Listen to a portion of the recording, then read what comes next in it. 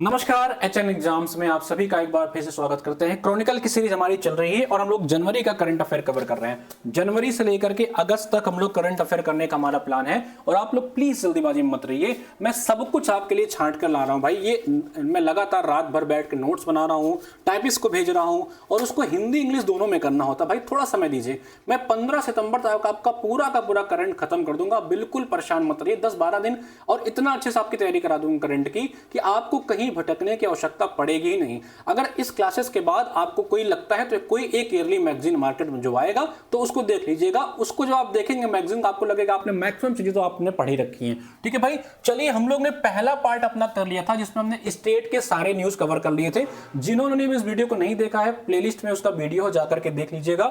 और आज हम लोग नेशनल इवेंट्स पे बात करेंगे और कुछ आगे नेशनल के आगे भी इसका इकोनॉमी वाला पार्ट, इसके साइंस वाला पार्ट जितना होगा प्रयास करेंगे। और एक मंथ का करंट अफेयर आपका 1 से 2 घंटे में होगा। हो सकता है एक, जब आप टोटली देखोगे तो 1 से 2 घंटे में आपका कवर हो जाएगा। तो 10, 15, 20 घंटे तो आपको देने पड़ेंगे। और अब आप इसको 1.5 की स्पीड से देख लीजिएगा, जब बाद में देखिएगा तो आपका ये 7-8 घंटे तो आपको करंट में देना पड़ेगा भाई। तभी जाकर के आप 8 महीने करंट डबल की स्पीड से देखेंगे तो 8 या 10 घंटे में पूरा करंट कवर हो जाएगा। ठीक है, चलिए हम लोग सेकंड पार्ट है आपका, याद रखिएगा ये आपका सेकंड पार्ट है। पहला पार्ट देख लीजिएगा जिसमें स्टेट वाला न्यूज है। हम लोग राष्ट्रीय न्यूज को यानी कि नेशनल इवेंट्स को कवर करने वाले हैं। तो सबसे पहले हम लोग शुरू करते हैं उत्तराखंड में। उत्तराखंड सरकार की बात करेंगे। ये आपके उत्तराखंड के श्री सीएम जी हैं, आपके पुष्कर धामी जी। उत्तराखंड ने क्या किया है, समान नागरिक संहिता लागू कर दिया है, यानी कि यूनिफॉर्म सिविल कोड जो है ये उत्तराखंड में लागू हो गई है भाई। इसकी चर्चा जो है आर्टिकल 44 डीपीएसपी डायरेक्टिव प्रिंसिपल में है। इन्होंने इसके लिए एक पोर्टल लॉन्च किया है। कौन, इसका पोर्टल किसने लॉन्च किया है? सीएम धामी साहब ने। उत्तराखंड ने सिविल कोड लागू कर दिया यूनिफॉर्म, एक पोर्टल लॉन्च किया गया है सीएम धामी के द्वारा। इसकी चर्चा आर्टिकल 44 में डीपीएसपी में की गई है। और आर्टिकल 342 में जो भी एसटी जो जनजातियां हैं जो उसमें उल्लेखित हैं उन पे ये लागू नहीं होने वाला है। डीपीएस जो आपका यूनिफॉर्म सिविल कोड है, सबसे पहले आपको पता है कि गोवा में लागू किया गया था। इसका मतलब क्या है, इसका फायदा क्या है समझिए। जैसे बहुत सारे चीजें आप देखते होंगे कि मुस्लिमों में अलग रिवाज है, हिंदुओं में अलग है, पारसियों में अलग है। तो एक यूनिफॉर्म सिविल, एक यूनिफॉर्म संहिता लाई जाएगी कि सभी के लिए एक समान कानून। जैसे मुसलमानों में अभी छूट है कि आप एक से ज्यादा शादी कर सकते हैं, 3 तलाक जैसे मुद्दे हैं, तो उन सभी, हिंदुओं में बहुत सारी ऐसी चीजें हैं। तो उसको रिफॉर्म करके एक, जैसे आपका जीएसटी लाया गया था ना, एक देश एक आपका टैक्स, उसी तरह यूनिफॉर्म सिविल कोड हो जाएगा। एक देश एक कानून, सभी पे समान कानून लागू होगा। ठीक है, तो ये सारी चीजें आप याद करिएगा, आपके एग्जाम के लिए इंपॉर्टेंट है। उत्तराखंड ने समान नागरिक संहिता लागू करी है। पोर्टल सीएम धामी ने लॉन्च किया है। आर्टिकल 24-44 में इसकी चर्चा है। ठीक है, चलिए गणतंत्र दिवस की बात करते हैं। गणतंत्र दिवस आपका इस बार मनाया गया है 26 जनवरी को। जो इसका परेड हुआ है, रिपब्लिक जो परेड हुआ है, 76 गणतंत्र दिवस पर जो रिपब्लिक परेड हुआ है, उसकी जो थीम थी वो थी स्वर्णिम भारत, विरासत और विकास, golden Indian heritage and development. ठीक है, इसका जो नेतृत्व किसने किया है? इसका नेतृत्व किया है आपके राष्ट्रपति द्वारा। आपके राष्ट्रपति जो द्रौपदी मुर्मू ने हैं, उन्होंने इसका नेतृत्व किया है। मतलब नेतृत्व का मतलब ये हुआ कि जितने लोग आ रहे थे उनका स्वागत किया जा रहा था, ये देख सकते हैं आप। और इसका 76 था, याद रखिएगा, 76वां इसका इस बार गणतंत्र दिवस मनाया गया था। उसका जो थीम था स्वर्णिम भारत, विरासत और विकास थे, याद रखिएगा। और इस बार जो सबसे इंपॉर्टेंट है कि इसके चीफ गेस्ट कौन थे, तो चीफ गेस्ट भैया जो थे वो थे आपके प्रोबेयो सुबियांतो। ये इंडोनेशिया के राष्ट्रपति बने हैं, ये देख सकते हैं यहाँ पे इनको, ये इंडोनेशिया के राष्ट्रपति बने हैं। ये आपके चीफ गेस्ट थे प्रोबियो सुबियांतो। और पहली बार इसमें कुल झांकियां पूछेगा, कुल कितने झांकियों ने पार्टिसिपेट किया है, तो कुल 31 झांकियों ने पार्टिसिपेट किया है। और पहली बार तीनों सेनाओं को संयुक्त झांकी निकाली। जो तीनों सेनाएं आपकी जल सेना, वायु सेना, थल, ये सब जितने सेना हैं उन सभी की पहली बार एक संयुक्त झांकी निकाली गई है। और उसका जो थीम था, किस थीम से निकाली गई है? सशक्त और सुरक्षित भारत। ठीक है, strong and secure India. The first time a joint आपका एक झांकी निकाली गई है तीनों सेनाओं की। इस चीज को याद रखेंगे। मुख्य अतिथि आपको प्रोबियो सुबियांतो थे भाई। ठीक है, चलिए हम लोग का हमारी देखिए जो प्रयास है, मेरा जो प्रयास है वो यही है कि कम समय में, कम से कम समय में आप लोग को अधिक से अधिक कंटेंट देना। इसीलिए ये सब चीजें आपके जो आपका क्रॉनिकल वाला, जब आप किताब उठा के देखोगे भाई, मैं कोशिश कर रहा हूं कि इसमें से सिर्फ और सिर्फ आपको वही लाया जाए। देखिए जब आप इस क्रॉनिकल को उठा के देखेंगे तो इसमें बहुत सारी चीजें आपको देखने को मिलेंगी, बहुत सारी चीजें देखने को मिलेंगी, लेकिन आपके एग्जाम का लिए हर चीज इंपॉर्टेंट नहीं है। ठीक है, इसने ये हर एग्जाम को ये लोग कवर करते हैं, तो आपके पीसीएस के एग्जाम के लिए हर चीज इंपॉर्टेंट नहीं है, इसलिए मैं इसमें वही चीज आपको पढ़ा रहा हूं जो पीसीएस में पूछी जाती है। ठीक है, चलिए जो परेड हुआ उसमें कुछ प्रदर्शित किया गया। सबसे पहले ब्रह्मोस मिसाइल का प्रदर्शन किया गया। भाई ब्रह्मोस मिसाइल से संबंधित पीसीएस 2024 में क्वेश्चन आ चुका है, जाकर के देख लीजिएगा, इस पे करंट अफेयर का क्वेश्चन आ चुका है। तो इसमें ब्रह्मोस मिसाइल का प्रदर्शन किया गया, साथ ही साथ एक प्रलय नाम से आपका बैलिस्टिक मिसाइल है उसका भी प्रदर्शन किया गया, और पिनाका का भी प्रदर्शन किया गया जो मल्टी रॉकेट लॉन्चर है 75 किलोमीटर रेंज वाला। यानी कि इस परेड में आपके ब्रह्मोस मिसाइल, प्रलय और पिनाका, इन तीनों चीजों का प्रदर्शन किया गया है, इस याद रखिएगा। ठीक है, इसके मुख्य जो आपके अतिथि थे, कौन थे मुख्य अतिथि आपके जो थे, ये आपके प्रोबियो सुबिंतो इंडोनेशिया के राष्ट्रपति आपके। इसे ये बहुत सारे पूछता है, बहुत सारे एग्जाम में इसको रिपीट भी करता है और आपके एग्जाम में भी ऐसे सवाल बन सकते हैं। ठीक है, चलिए अगला आते हैं हम लोग पंजाब से संबंधित कुछ नेशनल न्यूज सुनिए। पंजाब ने 100% पाइप जल आपूर्ति लक्ष्य प्राप्त कर लिया है। Punjab achieve 100% pipe water supply target. ठीक है, अब वाटर सप्लाई टारगेट क्या है समझिए। पंजाब सरकार क्या कर रही है, देखिए पंजाब में आपको पता है कि बहुत सारे वहां पे ग्राउंड वाटर की समस्याएं हैं। वहां पे ग्राउंड वाटर में यूरेनियम भी पाया गया था, आप याद रखिएगा, पोल्यूटेंट में यूरेनियम भी पाया गया था। तो इसके लिए पंजाब सरकार ने टारगेट किया कि हर घर, आपका याद होगा, हर घर जल करके एक सरकार स्कीम चला रही है। तो उसी स्कीम के तहत पंजाब जो है 100% पाइप जल आपूर्ति लक्ष्य प्राप्त कर लिया है। यानी कि पाइप वाटर जो सप्लाई है टारगेट इनका 100% पूरा हो चुका है। अब हर घर में ये नल की सप्लाई आपका दे चुके हैं। ऐसा करने वाला ये 5वां राज्य बन गया है भाई, याद रखिएगा। इसके पहले 4 राज्यों ने इस चीज को कंप्लीट कर लिया था। ऐसे करने वाला पंजाब आपका 5वां राज्य बन गया है। इसको इतना याद रखिएगा, एग्जाम में कैसा क्वेश्चन बन सकता है।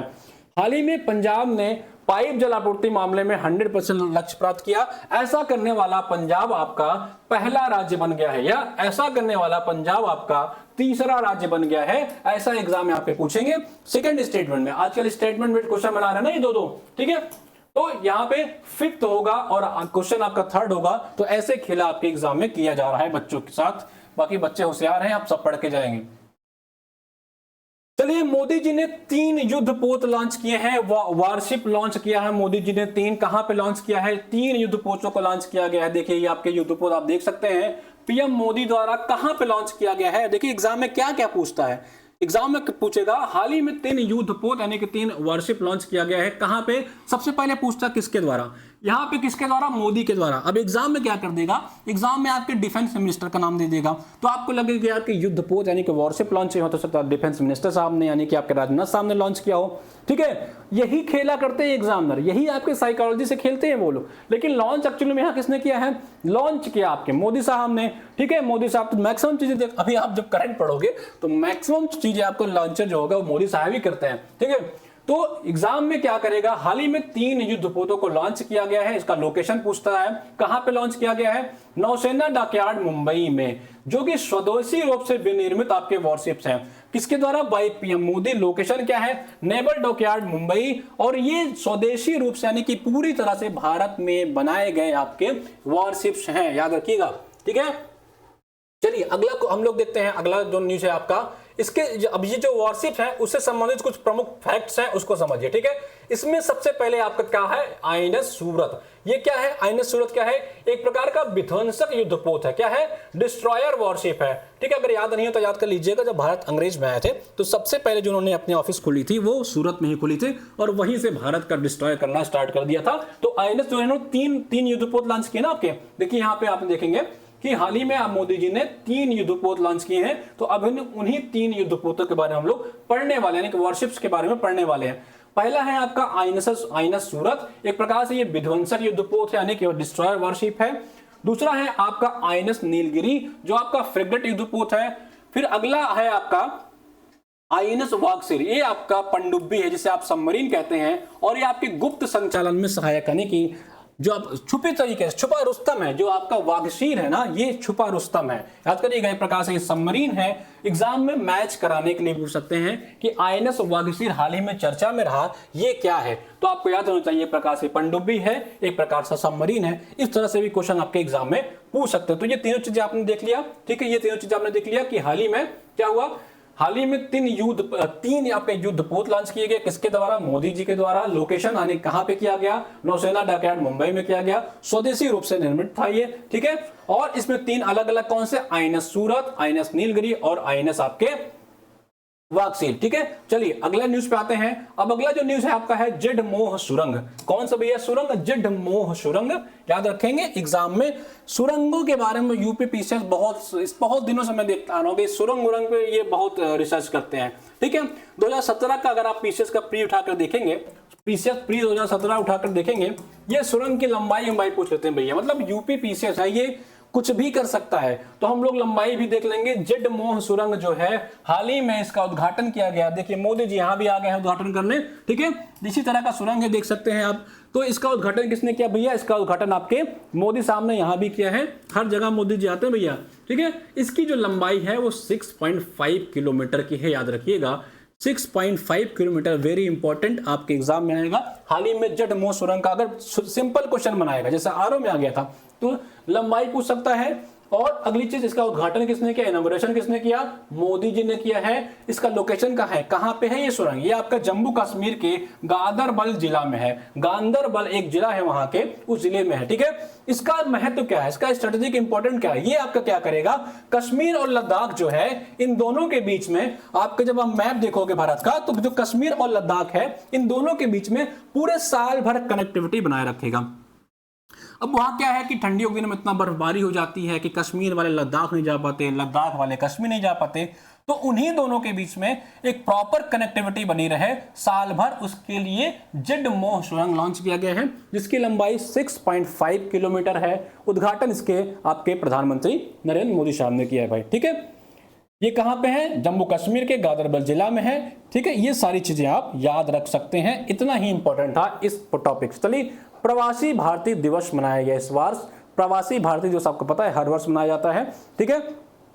इस वर्ष प्रवासी भारतीय दिवस का आपका जो एडिशन था वो आपका 18वां एडिशन था। एग्जाम में क्या कहेगा, हाल ही में 18वां प्रवासी दिवस मनाया गया। कहां पे, भुवनेश्वर है, भुवनेश्वर आपके उड़ीसा में है, यहां पे इसका आयोजन किया गया है। हाल ही में प्रवासी भारतीय दिवस का 17वां एडिशन मनाया गया। भुवनेश्वर की जगह आपका उड़ीसा कोई और राज्य का, मतलब उड़ीसा के किसी और जगह के नाम दे देंगे तो आप एग्जाम में कंफ्यूज हो गए, ठीक है। यहीं से एग्जाम आपको कंफ्यूज करते हैं, तो याद रखेंगे प्रवासी भारतीय दिवस हाल ही में मनाया गया है 2025 का। ये आपका 18th एडिशन था इसका, और इसका आयोजन कहां किया गया, भुवनेश्वर में किया गया मेरे भाई। याद रखेंगे प्रवासी भारतीय दिवस 18th एडिशन, इसका इवेंट कहां पे हुआ, भुवनेश्वर आपके उड़ीसा में किया गया है। इतना चीजें आप इस प्रवासी भारतीय दिवस से याद रख सकते हैं, ठीक है। अब अगला क्या है, इसकी थीम क्या थी, इसकी थीम क्या थी, contribution of diaspora to the development India, विकसित भारत के लिए प्रवासी समुदाय का योगदान, ठीक है। यानी कि जो विदेशों में लोग रहते हैं, जो प्रवासी हैं, वो भारत के विकास में क्या उन्होंने योगदान दिया है, यही इनकी थीम रखी गई थी। तो थीम भी याद रखिएगा, 18th आपके प्रवासी दिवस मनाया गया है, ठीक है। और ये कहां, भुवनेश्वर में मनाया गया है। इसकी थीम क्या है, विकसित भारत के लिए प्रवासी समुदाय का योगदान, contribution of diaspora to developed India, ठीक है। Chief guest is a very important thing. Chief guest कौन थे, क्रिस्टीन कार्ला कंगालू, ठीक है। कंगालू साहब थे, क्रिस्टीन कार्ला कंगालू, ये त्रिनाद और टोबैगो के राष्ट्रपति हैं। तो चीफ गेस्ट भी याद रखेंगे, यूपी पीसीएस का ये फेवरेट टॉपिक है, बार बार चीफ गेस्ट से सवाल पूछता है। तो इतने चीजें आपके इस टॉपिक से इंपॉर्टेंट थी, जो आप जब उठाओगे क्रॉनिकल वाली सीरीज तो उसमें बहुत कहानी कथा आपको देखने को मिलेंगे, ठीक है। खूब सारी कहानी इसमें देखने को मिलेंगी, इतनी कहानी आपको इसमें देखने को मिलेंगी, इतनी सारी चीजें।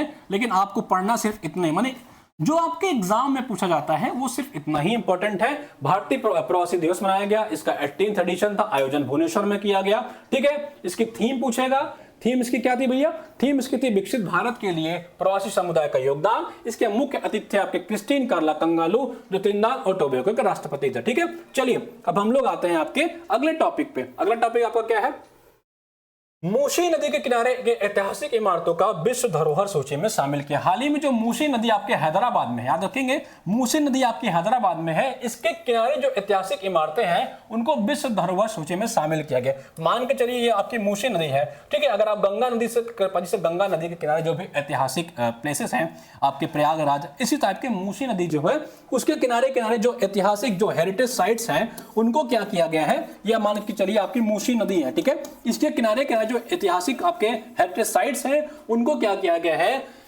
विश्व धरोहर सूची में शामिल किया गया। और जो सबसे इंपॉर्टेंट है वो किसने शामिल किया, किसने किया है, WMMF यानी कि वर्ल्ड मॉन्यूमेंट्स फंड ने। यही से आपका एग्जाम में खेला होगा, ये इसकी जगह यूनेस्को दे देंगे। क्या दे देंगे, यूनेस्को दे देंगे। और क्वेश्चन कैसे बनाएंगे, हाल ही में मूसी नदी के किनारे के ऐतिहासिक इमारतों को किसने विश्व धरोहर सूची में शामिल किया, इसकी जगह आप यूनेस्को का नाम देंगे। 3-4 नाम आपको और देंगे, लेकिन आपका जो उत्तर होगा वो होगा वर्ल्ड मॉन्यूमेंट्स फंड, WMF याद रखेंगे, ठीक है। तो यहाँ के लिए इस टॉपिक के लिए सिर्फ इतना ही चीजें इंपॉर्टेंट है, ठीक है। चलिए आकर राष्ट्रीय समाचार जो आपके जनवरी का था वो समाप्त हो गया। अब जाकर आप क्रॉनिकल पढ़ोगे तो कम से कम आपको 4-5 पढ़ने पड़ेंगे, और सिर्फ राष्ट्रीय समाचार आपके लिए इतना ही इंपॉर्टेंट था जो आपके एग्जाम में आएगा, ठीक है। जिसके पास किताब है, जिसके पास ये क्रॉनिकल की किताब है, मैं कहता हूं हर महीने लिया करिए, पतली से किताब आती है, पतली वाली क्रॉनिकल आपको लेनी है 30-40 रुपए की। जा करके देखिएगा, बहुत सारी कहानी कथा आपको देखने को मिलेंगे भाई। लेकिन जब आप PYQ का एनालिसिस करोगे तो आपको आइडिया लग जाएगा कि एग्जाम में क्या पूछा जाता है। और मैं लिख के दे रहा हूं, जो मैं पढ़ा रहा हूं यहाँ पे, जो आपको दिखा रहा हूं, यही मैं भी पढ़ के जाऊंगा। ऐसा नहीं कि मैं इसके अलावा कुछ पढ़ने वाला हूं, यही चीज मैं पढ़ के जाऊंगा। ये मैं हैंड रिटन अपना जो नोट्स बना रहा हूं यही पढ़ के जाऊंगा, और यही एग्जाम, यही पीसेस का डिमांड है। बहुत UPSC का लेवल का आपको नहीं सोचना है, ठीक है, और नहीं आपको ग्रुप D लेवल, जो पीसेस का डिमांड है उस हिसाब से हम कर रहे हैं।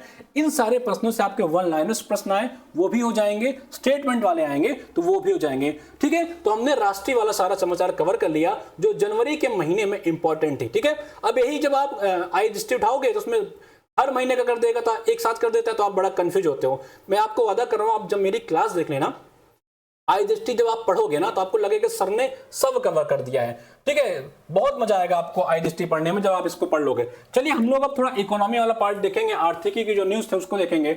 अमेरिका हाल ही में OECD वैश्विक कर समझौते से बाहर हो गया। जब से ये आपके डोनाल्ड ट्रंप साहब आए हैं ना, तब से लोग कहते फिर रहे कि क्या अमेरिका क्या कहता था, याद करिए। देखे होंगे एक जो मीम वायरल होता है कि अमेरिका क्या कहता था। तो जब से आपकी ये ट्रम्प साहब आए हैं, पिछली बार जब बने थे तो ये चीन के पीछे पड़े थे, जब से इस बार आए हैं तो भारत के पीछे पड़े हुए 50% टैरिफ लगा दे रहे हैं। फिलहाल कोई बात नहीं, टैरिफ उन्होंने लगाया है तो अपनी सरकार ने, मोदी जी ने GST घटा दिया है, अच्छी बात है, ठीक है। चलिए तो अमेरिका क्या हुआ, OECD वैश्विक कर समझौते से बाहर हो गया, ठीक है। ये जो आपका वैश्विक कर समझौता किसके लिए था, ये क्या करता था, जो टैक्स, जो MNC, जो मल्टीनेशनल कंपनीज हैं, ठीक है, मल्टीनेशनल जो आपकी कंपनीज होती हैं वो जो टैक्स चोरी करती थी ना, उनके समाधान के लिए, वो उसके रिफॉर्म के लिए ये समझौता, यानी कि जो आपका एग्रीमेंट था OECD का, अभी मैं आगे बताऊंगा OECD क्या है, ठीक है। यूएस क्या हुआ, इससे आउट हो गया, ग्लोबल टैक्स एग्रीमेंट। ये क्या करते थे, जो टैक्स, जो मल्टीनेशनल कंपनियां तो जो टैक्स चोरी करती ना, उनके रिफॉर्म के लिए एक एसोसिएशन बनाया गया था कि ये कैसे ही लोग, बड़ी बड़ी कंपनियां सरकारों को टैक्स नहीं देती हैं या टैक्स को चोरी कर लेती हैं, उसके लिए एक ग्रुप बनाया गया था। और वो ग्रुप क्या करता था, उन कंपनियों को निगरानी रखता था कि आप टैक्स चोरी तो नहीं कर पाओगे भी, आपको टैक्स देना पड़ेगा, ठीक है। लगभग 140 प्लस कंट्रियों ने इस पे अपना जो है वो साइन किया था, ठीक है।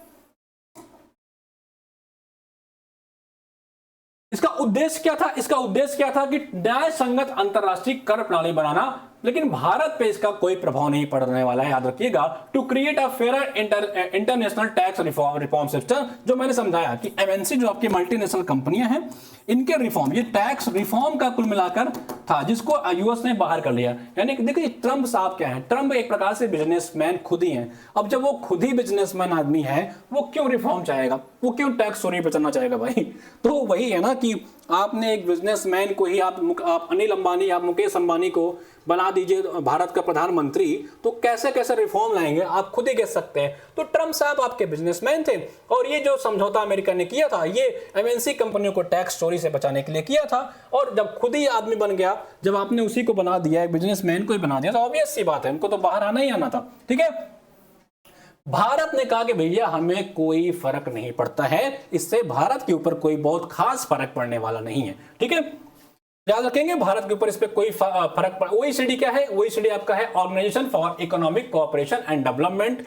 ये आपका 38 देशों का एक समूह था जिसका हेडक्वार्टर आपका पेरिस में है। ठीक है, ओईसीडी आपका क्या है? Organisation for economics cooperation and development. 38 देशों का इसका एक समूह था और इसका हेडक्वार्टर पेरिस में है। ठीक है, इतना चीज रखेंगे ओईसीडी से। हाल ही में ओईसीडी से कौन सा देश बाहर हो गया? तो अमेरिका बाहर हो गया।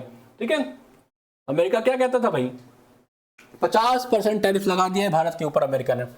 चलिए अगला जो हमारा है वो है हमारा फिस्कल हेल्थ इंडेक्स यानी राजकोषीय स्वास्थ्य सूचकांक। फिस्कल हेल्थ इंडेक्स आपका है राजकोषीय स्वास्थ्य इंडेक्स जो है उसको किसने जारी किया है? उसको नीति आयोग ने जारी किया है। इंग्लिश में भी इसको नीति आयोग ही बोलते हैं, यानी कि पॉलिसी कमीशन जो से आप बोल सकते हैं। इंग्लिश में भी इसे नीति आयोग ही बोलते हैं। नीति आयोग की स्थापना आपको पता होगा, नीति आयोग की स्थापना कब हुई थी? नीति आयोग की स्थापना आपका सन 2015 में हुआ था। 1 जनवरी 2015 को हुआ था इसकी स्थापना, याद रखेंगे। ठीक है, चलिए अगला क्या है? अगला क्या है हमारा? राजकोषीय स्वास्थ्य सूचकांक यानी कि फिजिकल हेल्थ इंडेक्स किसने जारी किया है? नीति आयोग ने। इसमें क्या इसने क्या बताया है कि सर्वाधिक खनिज जो है, सर्वाधिक खनिज अगर कोई राज्य है जो ऐसा कौन सा राज्य है जो खनिजों के मामले सर्वश्रेष्ठ यानी कि सबसे ज्यादा खनिज किस राज्य के पास है? ठीक है, तो वो आपका मोस्ट मिनरल रिच यानी कि खनिजों के मामले में सबसे ज्यादा रिच राज्य कौन है? तो आपका उड़ीसा पहले नंबर पे आता है, फिर आपका महाराष्ट्र आता है, फिर आपका गोवा है। तो ये 3 स्टेट हैं जो आपके मिनरल्स के मामले में सबसे रिचेस्ट राज्य हैं। सबसे ज्यादा मिनरल आपके इन्हीं 3 राज्यों के पास है। कौन कौन से भैया? उड़ीसा, महाराष्ट्र और गोवा। एग्जाम में पूछ सकता है। हाल ही में जो आपका फिजिकल हेल्थ इंडेक्स है किसने निकाला है? वो आपके नीति आयोग ने निकाला है। इसने बताया है कि सर्वाधिक जो मोस्ट मिनरल रिच स्टेट है वो आपके उड़ीसा है, महाराष्ट्र है और गोवा है। ठीक है, जो आपका एस्पायरिंग राज्य यानी आकांक्षी राज्य कौन कौन से हैं जिनमें मिनरल पाए जा सकते हैं या जो अपने मिनरल के लिए काम कर रहे हैं? वो कौन कौन से राज्य आपके हैं? वो आपके पंजाब, केरल और वेस्ट बंगाल। ये सारे राज्य आपके मिनरल के रिसोर्सेज पे अच्छे से काम कर रहे हैं। ठीक है, चलिए इतना आप याद रखिएगा इस पॉइंट के लिए। ठीक है, सबसे इंपॉर्टेंट है कि इसका इंडेक्स को किसने जारी किया है? तो आपके नीति आयोग ने जारी किया है। चलिए भारत की कॉफी की जो डिमांड है वो काफी बढ़ गई है। ठीक है, भारत की जो कॉफी है उसकी डिमांड काफी बढ़ गई है और भारत जो कॉफी का प्रोडक्शन करता है उस मामले में इसका जो पोजीशन है वो आपका 7वां पोजीशन है। याद रखेंगे, भारत की कॉफी की डिमांड हाल ही में बढ़ गई है। भारत इसका जो उत्पादक है, प्रोड्यूसर के मामले में भारत 7वां राज्य है। और एग्जाम में पीसीएस के 2018 के एग्जाम में पूछा है कि सबसे ज्यादा कॉफी प्रोडक्शन किस देशों में होता है? पीसीएस 2018 का पेपर उठा के देख लीजिएगा, उसने पूछा है। तो सबसे ज्यादा जो कॉफी के प्रोड्यूसिंग देश है वो आपके पहला नंबर पर आपका ब्राजील आता है, फिर आपका वियतनाम आता है, फिर आपका कोलंबिया आता है। शॉर्ट में आप इसके बीबीसी से याद रख सकते हैं, बीबीसी नहीं, बीबीसी न्यूज चैनल नहीं, यहाँ पे जो बी है ये वाला वी है, वीबीसी यानी कि ब्राजील, वियतनाम, कोलंबिया। ये आपके टॉप 3 कंट्रीज हैं जो सबसे ज्यादा आपकी कॉफी का प्रोडक्शन करते हैं। ठीक है, अब भारत की जो कॉफी सबसे ज्यादा भेजी जा रही है वो आपकी इटली में जा रही है, फिर आपके बेल्जियम में जा रही है और फिर आपके रूस। यानी कि भारत पूछता है कि भारत सबसे ज्यादा किस देश को आपके निर्यात कर रहा है? जो डिमांड बढ़ी है वो सबसे ज्यादा आपका इटली में जा रहा है, फिर आपके बेल्जियम में जा रहा है, फिर आपके रशिया में जा रहा है। और भारत में अगर पूछेगा कॉफी का उत्पादन सबसे ज्यादा कहां हो रहा है भाई? तो सबसे ज्यादा कर्नाटक में हो रहा है, फिर आपके केरल में हो रहा है और फिर आपके तमिलनाडु में हो रहा है। तो इतनी चीजें आप याद रखेंगे कि भारत में जो कॉफी का डिमांड बढ़ा है उसमें ये सारी चीजें इंपॉर्टेंट थी। ठीक है, हाल ही में भारत मोबिलिटी एक्सपो लॉन्च किया गया। भारत मोबिलिटी इंडेक्स क्या है? इसे एक्सपो क्या समझिए। भारत मोबिलिटी एक्सपो जो है ग्लोबल एक्सपो, इसमें अलग अलग टाइप के आपका इलेक्ट्रिक व्हीकल्स या अलग अलग टाइप के आपके ऑटोमोबाइल्स के जो सेक्टर है, अलग अलग कारों की प्रदर्शनी की जाती है। नए नए कारों का जो नए काम हो रहे हैं आपके ऑटोमोबाइल, इलेक्ट्रिक ईवी या और नए नए टेक्नोलॉजी का जो काम हो रहा है उसकी प्रदर्शनी यहाँ पे की जाती है। इसका उद्घाटन किसने किया? इसका आपके जो इनॉग्रेशन किया वो आपके फिर से मोदी साहब ने किया। मोदी साहब इज एवरीवेयर। ठीक है, तो इन्होंने यहाँ पे फिर से आकर इन्होंने उद्घाटन किया। मतलब मोदी साहब से यार सीखने को मिलता है। अब इस बंदे को आप देखेंगे, इनकी एज जो है 75 साल की होने वाली है, लेकिन ये कभी आपके समुद्र के अंदर घुस के राफ्टिंग का एक समुद्र के अंदर घुस के कभी ये कुछ और कर रहे हैं, कभी उड़ के जहाज से पता लगा अभी कर्नाटक में भाषण दिए हैं, फिर पता लगा आप 1 घंटे बाद दोबारा टीवी खोले तो मोदी जी आके आपकी इलाहाबाद में भाषण दे रहे हैं। तो मानना तो पड़ेगा इस मामले में, मेहनत के मामले में हम सभी को, हम जितने भी स्टूडेंट हैं इनसे सीखना चाहिए भाई। मेहनती व्यक्ति बहुत है, बाकी लोगों का राय अलग अलग होती है, कुछ इनको बहुत पसंद करते हैं, कुछ इनको बिल्कुल पसंद नहीं करते हैं, लेकिन इनके मेहनत को नकारा नहीं जा सकता। बहुत मेहनती व्यक्ति हैं मोदी जी। ठीक है, अपने मेहनत के दम पे जहां भी हैं आज अपने मेहनत के ही दम पे हैं। तो देख सकते हैं कि उन्हें इसका जो मोबिलिटी आपका एक्सपो है, इसका उद्घाटन यानी कि इसका इनॉग्रेशन पीएम मोदी ने किया है और न्यू दिल्ली में किया है। 17 से लेकर के 22 जनवरी तक ये एक्सपो आपका चला है। इस एक्सपो में किया गया है, इलेक्ट्रिक व्हीकल पे बात की गई है, ऑटोमोबाइल सेक्टर में क्या ग्रोथ की जा सकती है उस पर बात की गई है। याद रखेंगे आपका भारत मोबिलिटी एक्सपो आपका कहां पे हुआ है, नई दिल्ली में, मोदी जी द्वारा इसका उद्घाटन किया गया। चलिए अब हम लोग आते हैं QS world future readiness index. ठीक है, QS world future readiness index हाल ही में इसका 25वां एडिशन लॉन्च किया गया है। भविष्य के लिए रोजगार बाजार की तैयारी के लिए मजबूत आधार का संकेत दे रहा है। ठीक है, क्यूएस वर्ल्ड फ्यूचर जो इंडेक्स है ये क्या बता रहा है कि भारत में भविष्य के रोजगार बाजार की तैयारी के लिए एक मजबूत आधार है। यानी कि इसका कहना है कि भारत के पास कैपेबिलिटी है, क्षमता है, जो फ्यूचर में बहुत सारे जॉब्स जो हैं वो क्रिएट कर सकते हैं। ठीक है, आपको पता है भारत युवाओं का देश है और भारत के युवाओं को रोजगार की बहुत जरूरत है। रोजगार का यहाँ अभिप्राय सरकारी रोजगार से नहीं है, हर सेक्टर के रोजगार से है, खास करके आपके प्राइवेट सेक्टर से है। तो भारत के पास एक क्षमता है। क्यूएस जो वर्ल्ड फ्यूचर रेडीनेस इंडेक्स है ये कह रहा है कि भारत के अंदर क्षमता है जो फ्यूचर में बहुत सारे रोजगार ये आपके क्रिएट कर सकता है भाई। ठीक है, हम लोग आपके इकोनॉमी वाले पार्ट पे हैं, आर्थिकी वाले पार्ट में है।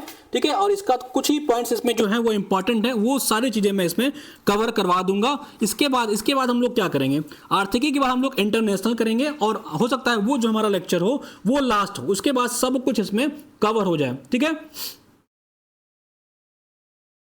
चलिए ठीक है। तो जो QS world future readiness index है इसमें भारत का 25वां पोजीशन था और इसमें बताया गया कि भविष्य के लिए रोजगार के लिए भारत के पास एक बहुत अच्छा पावर है। लेकिन यहाँ कुछ चैलेंज है, जैसे हायर एजुकेशन में चैलेंजेस है। अभी भारत के पास हायर एजुकेशन में बहुत सारे हायर एजुकेशन में जो क्षमता है भारत की वो काफी कम है। ठीक है, लोग हायर एजुकेशन में जाना नहीं चाह रहे हैं, या बहुत सारे लोग हैं जो पीजी तक पहुंच नहीं पा रहे हैं, वो ड्रॉप कर दे रहे हैं अपनी पढ़ाई को। ठीक है, इनोवेशन की समस्या है भारत में। ठीक है, नीड ऑफ इनोवेशन, मतलब भारत में इनोवेशन की नीड है, नवाचार की नीड है।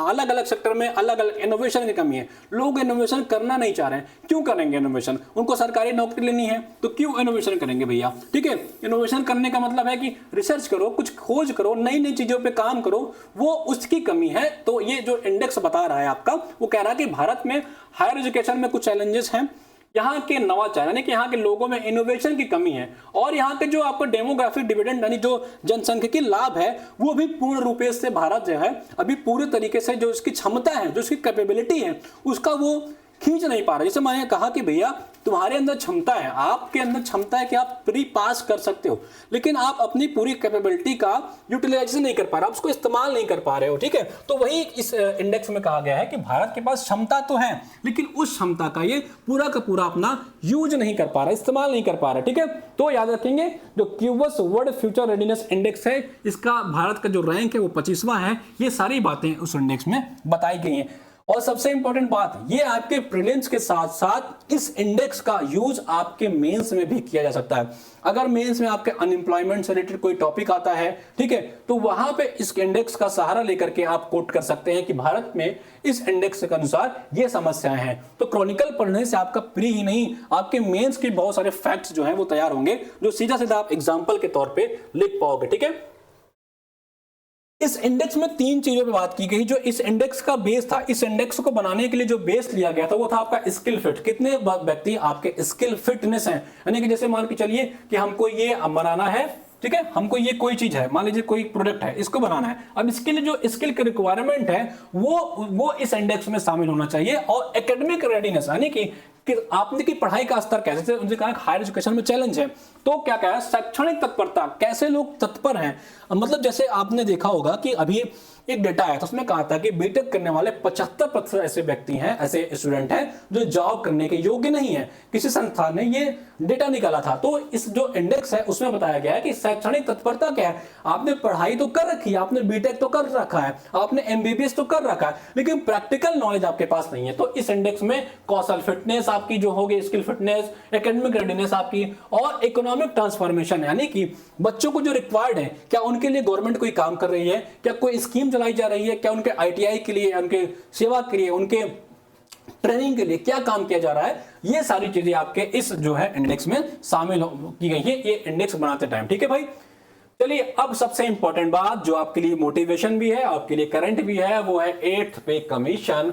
8वां जो आपका पे कमीशन है वो 2026 में आ रहा है, और 2026 में जब आप लोग को पीसीएस की नौकरी मिल जाएगी या आरओ या जिसके भी आपके टारगेट कर रखे हैं वो नौकरी मिल जाएगी, तो आप 8th पे कमीशन के हिसाब से आपको सैलरी मिलेगी मेरे भाई। और मैं आपको बता रहा हूं कम से कम 30% आपकी सैलरी इंक्रीज करेगी, मिनिमम 30% सैलरी इंक्रीज करने वाली है। मान के चलिए अगर आप अभी 80,000 पाते तो इसमें 30% अगर आप बढ़ा लोगे तो 20-25 हजार आपकी सैलरी बढ़ जाती। मतलब कोई भी नौकरी अगर आप पाओगे पीसीएस के थ्रू तो 1 लाख से ज्यादा आपको सैलरी मिलेगी। 8वां पे कमीशन आपका बहुत जल्द लागू हो जाएगा, ठीक है। तो इस कमीशन की घोषणा किसने की है? इस कमीशन का अनाउंसमेंट किया है आपके अश्विनी वैष्णव साहब ने, जो आपके सूचना प्रसारण मंत्री हैं, साथ साथ आपका रेलवे मिनिस्टर हैं। इन्होंने इसकी घोषणा की थी। यहाँ पे मोदी जी चूक गए, यहाँ पे मोदी जी नहीं आ पाए, और टेक्निकल चीजों में मोदी जी नहीं आते हैं, ठीक है। ये इकोनॉमी वाला काम है ना। आप जब देखोगे कोई इकोनॉमिक्स वाला काम हो, जैसे एग्जाम में कुछ एलिमिनेशन करना हो तो कुछ अगर इकोनॉमी रिफॉर्म हो तो वहां मोदी जी उससे दूर रहते हैं। सुरंग वाला काम हो, कुछ मोदी जी से ऐसा कुछ बना हो, टनल बना हो, पहाड़ कुछ खोद के बनाया गया हो, कहीं पुल का उद्घाटन करना हो, वहां मोदी जी आपको मिलेंगे, ठीक है। इकोनॉमी वाली चीजों से ये दूर रहते हैं। इनको ये कहते हैं कि भैया ये काम आप लोग देख लो, बाकी मैं देख लेता हूं। तो 8वां पे कमीशन लागू कर दिया जाएगा, इसका अनाउंसमेंट कर दिया है अश्विनी वैष्णव साहब ने, ठीक है। और जो आपका 7वां पे कमीशन है वो आपका 2026 में खत्म किया जा रहा है, इसीलिए आपका 8वां जो है 2026 से 1 जनवरी 2026 से लागू किया जाएगा। और इसमें जो आपके एक कमीशन बनाया जाएगा उसके में एक अध्यक्ष होंगे और इसमें 2 अन्य सदस्य होंगे, यानी कि 1+2 का कॉम्बिनेशन होगा। एक आपके अध्यक्ष होंगे, एक आपके चेयरमैन होंगे, 2 इसके अन्य मेंबर होंगे। और इसमें आपके एनपीएस, ओपीएस, यूपीएस जितने भी आप new pension scheme, old pension scheme या जो भी बोलते हैं आपके यूनिफाइड पेंशन स्कीम, इन सभी में रिफॉर्म किया जाएगा। इन सभी के बारे में चर्चा की जाएगी कि सबसे बेस्ट क्या दिया जा सकता है। जो गवर्नमेंट एम्प्लॉय है उनको सबसे बेस्ट क्या दिया सकता है। और जो सैलरी का हाइक होगा वो 19 से 34% के बीच में माना जा रहा है कि 20 मतलब मान के चलिए मोटा मोटा 25% तो सैलरी बढ़नी ही बढ़नी है। तो जो अनुमानित लगाया गया है कि 19 से 34% आपकी सैलरी जो है वो बढ़ सकती है, ठीक है। तो ये आपका 8वां पे कमीशन लागू होने जा रहा है। इसी मोटिवेशन के साथ आप लोग पढ़ते रहिए भाई साहब, ठीक है। चलिए, आपका होलसेल प्राइस इंडेक्स WPI के आधार वर्ष में संशोधन किया गया है। Committee for revision of base year for WPI, जो आपका थोक मूल सूचकांक होता है उसका जो बेस ईयर है जो 2011-12 था, अब उसको क्या कर दिया गया है, उसको 2022-23 कर दिया। याद रखिएगा, जस्ट दुगना का 2011 देख रहे हैं, इसका जस्ट दुगना कर दिया गया है, 2022-23 कर दिया गया, ठीक है। याद रखेंगे, एग्जाम में पूछ सकता है WPI के आधार वर्ष हाल ही में क्या कर दिया गया, तो 2022-23 कर दिया गया है, ठीक है।